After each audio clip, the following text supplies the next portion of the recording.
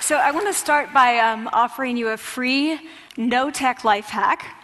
And all it requires of you is this, that you change your posture for 2 minutes. But before I give it away, I want to ask you to right now do a little audit of your body and what you're doing with your body. So how many of you are sort of making yourselves smaller? Maybe you're hunching, crossing your legs, maybe wrapping your ankles. Sometimes we hold on to our arms like this. Sometimes we spread out. I see you. So I want you to pay attention to what you're doing right now. We're going to come back to that in a few minutes, and I'm hoping that if you sort of learn to tweak this a little bit, it could significantly change the way your life unfolds. So we're really fascinated with body language, and we're particularly interested in other people's body language. You know, we're interested in, like, you know, an awkward interaction, or a smile, or a contemptuous glance, or maybe a very awkward wink, or maybe even something like a handshake. Here they are arriving at number 10, and look at this lucky policeman gets to shake hands with the President of the United States. Oh, and here comes the Prime Minister of it. No.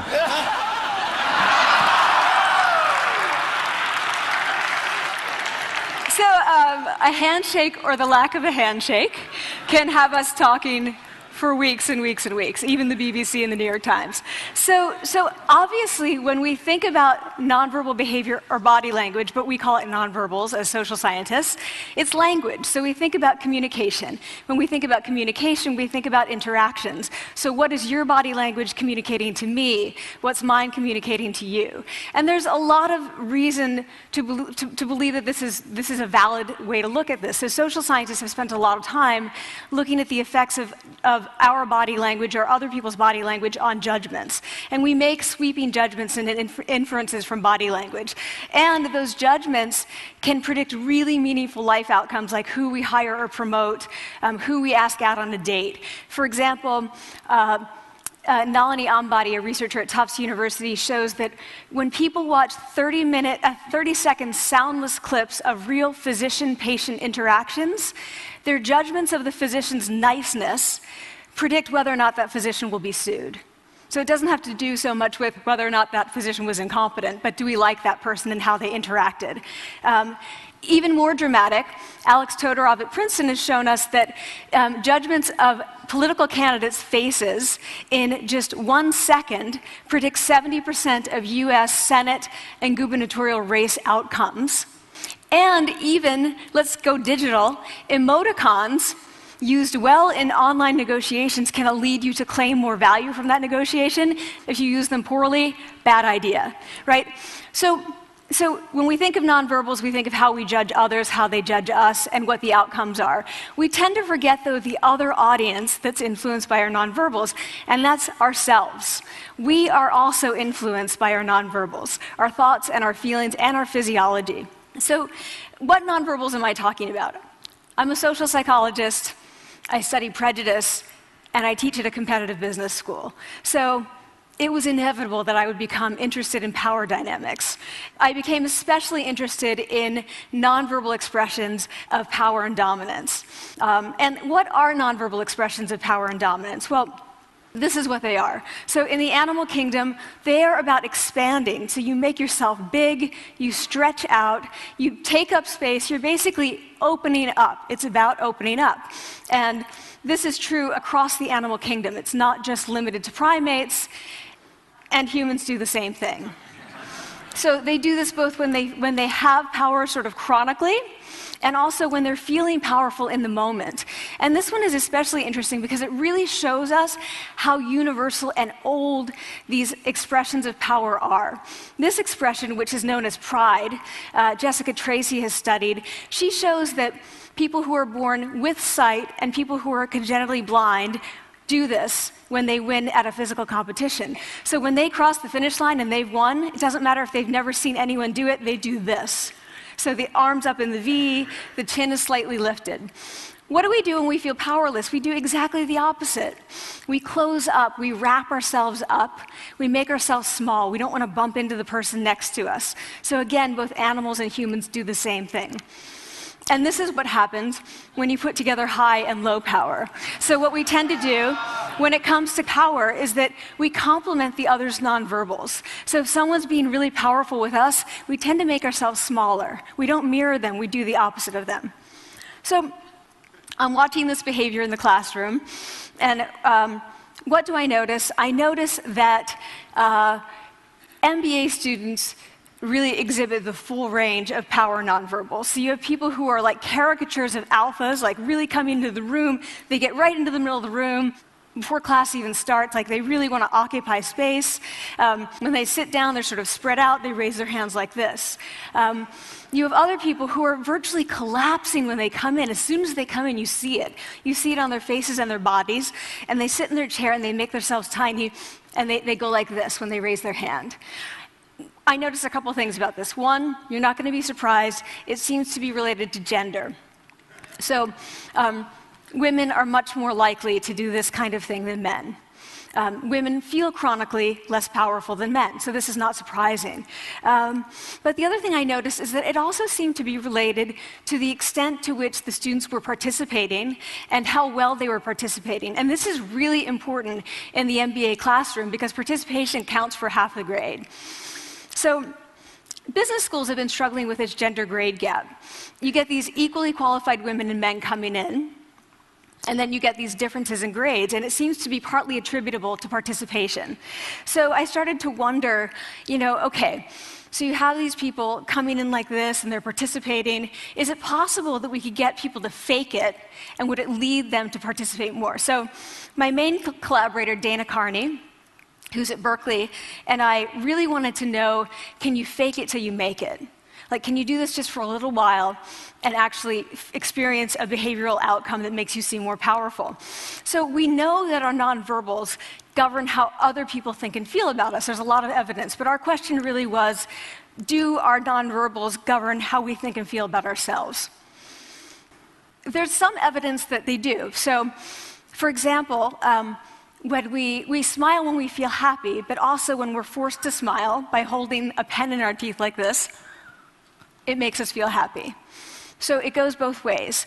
When it comes to power, it also goes both ways. So when you feel powerful, you're more likely to do this, but it's also possible that when you pretend to be powerful, you are more likely to actually feel powerful. So the second question really was, so we know that our minds change our bodies, but is it also true that our bodies change our minds? And when I say minds, in the case of the powerful, what am I talking about? So I'm talking about thoughts and feelings and the sort of physiological things that make up our thoughts and feelings. And in my case, that's hormones. I look at hormones. So what do the minds of the powerful versus the powerless look like? So powerful people tend to be, not surprisingly, more assertive and more confident, more optimistic. They actually feel that they're going to win even at games of chance. They also tend to be able to think more abstractly. So there are a lot of differences. They take more risks. There are a lot of differences between powerful and powerless people. Physiologically, there also are differences on two key hormones, testosterone, which is the dominance hormone, and cortisol, which is the stress hormone. So what we find is that high-power alpha males in primate hierarchies have high testosterone and low cortisol. And powerful and effective leaders also have high testosterone and low cortisol. So what does that mean? When you think about power, people tended to think only about testosterone because that was about dominance. But really, power is also about how you react to stress. So do you want the high-power leader that's dominant, high on testosterone, but really stress reactive? Probably not, right? You want the person who's powerful and assertive and dominant, but not very stress reactive, the person who's laid back. So we know that in primate hierarchies, if an alpha needs to take over, if an individual needs to take over an alpha role sort of suddenly, within a few days, that individual's testosterone has gone up significantly and his cortisol has dropped significantly. So we have this evidence, both that the body can shape the mind, at least at the facial level, and also that role changes can shape the mind. So what happens, okay, you take a role change, what happens if you do that at a really minimal level, like this tiny manipulation, this tiny intervention? For 2 minutes you say, I want you to stand like this, and it's going to make you feel more powerful. So this is what we did.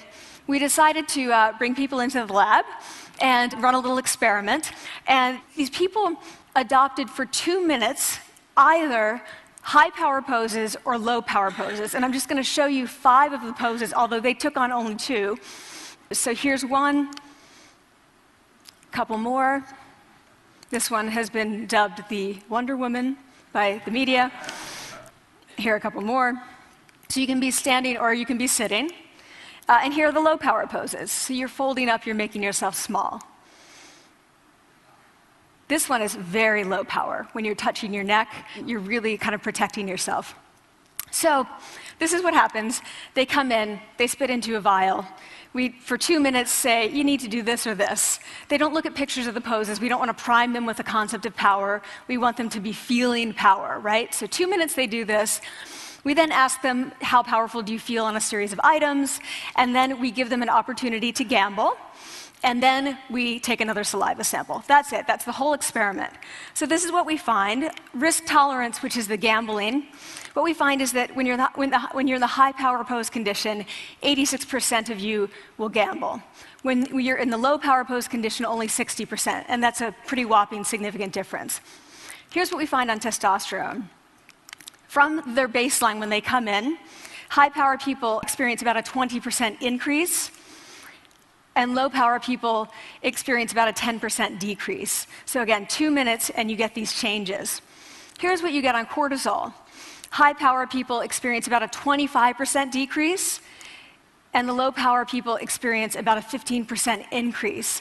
So 2 minutes lead to these hormonal changes that configure your brain to basically be either assertive, confident, and comfortable, or really stress reactive, and feeling sort of shut down. And we've all had that feeling, right?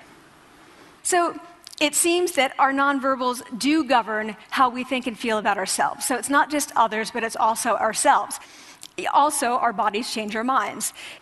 But the next question, of course, is, can power posing for a few minutes really change your life in meaningful ways? So this is in the lab, it's this little task, it's just a couple of minutes. Where can you actually apply this, which we cared about, of course.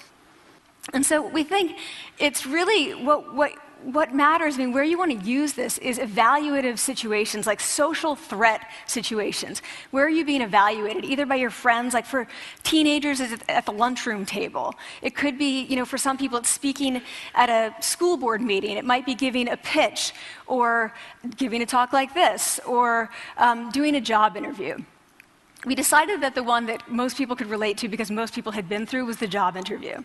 So we published these findings, and the media are all over it, and they say, okay, so this is what you do when you go in for the job interview, right? So we were, of course, horrified and said, oh my God, no, that's not what we meant at all, for numerous reasons. No, don't do that. Again, this is not about you talking to other people, it's you talking to yourself. What do you do before you go into a job interview? You do this. Right? You're sitting down, you're looking at your iPhone or your Android, not trying to leave anyone out. You're looking at your notes, you're hunching up, making yourself small, when really what you should be doing maybe is this, like in the bathroom, right? Do that, find 2 minutes. So that's what we want to test, okay? So we bring people into a lab, and they do either high or low power poses again. They go through a very stressful job interview. It's 5 minutes long. They are being recorded, they're being judged also, and the judges are trained to give no nonverbal feedback. So they look like this. Like, imagine this is the person interviewing you. So for 5 minutes, nothing. And this is worse than being heckled. People hate this. It's what Marianne LaFrance calls standing in social quicksand. So this really spikes your cortisol. So this is the job interview we put them through, because we really wanted to see what happened. We then have these coders look at these tapes, 4 of them. They're blind to the hypothesis, they're blind to the conditions. They have no idea who's been posing in what pose.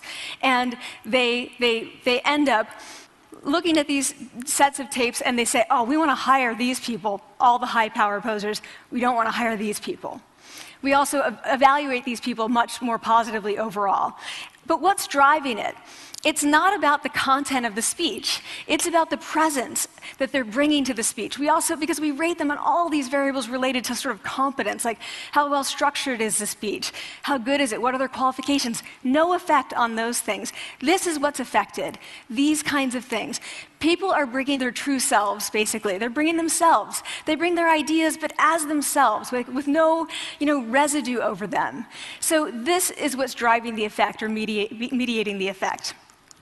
So when I tell people about this, that our bodies change our minds and our minds can change our behavior and our behavior can change our outcomes, they say to me, it feels fake, right? So I said fake it till you make it. Like, it's not me. Like, I don't want to get there and then still feel like a fraud. I don't want to feel like an imposter. I don't want to get there only to feel like I'm not supposed to be here.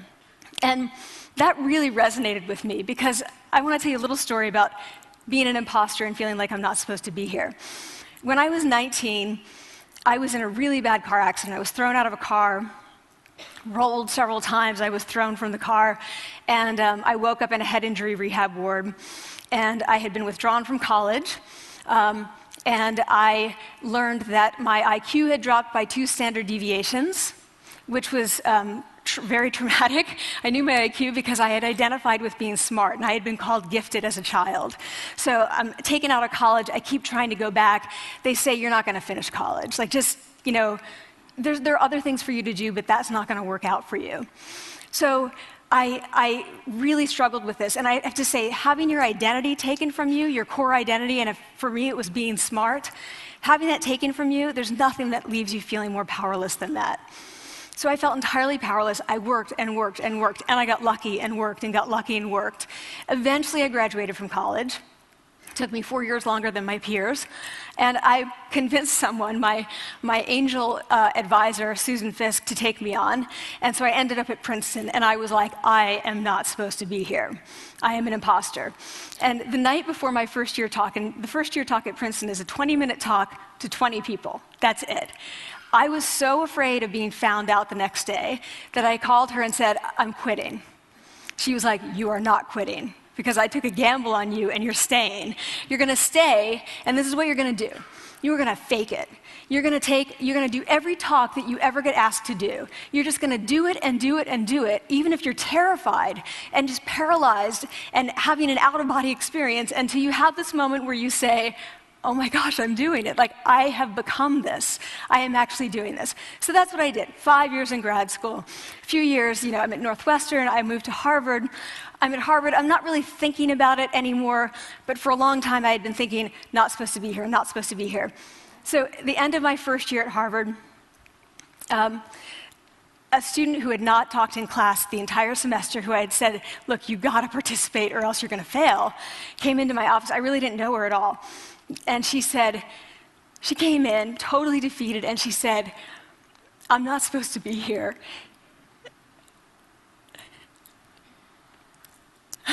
And that was the moment for me, because 2 things happened. One was that I realized, oh my gosh, I don't feel like that anymore. I don't feel that anymore, but she does, and I get that feeling. And the second was, she is supposed to be here. Like, she can fake it, she can become it. So I was like, yes, you are. You are supposed to be here, and tomorrow you're going to fake it, you're going to make yourself powerful, and, you're going to...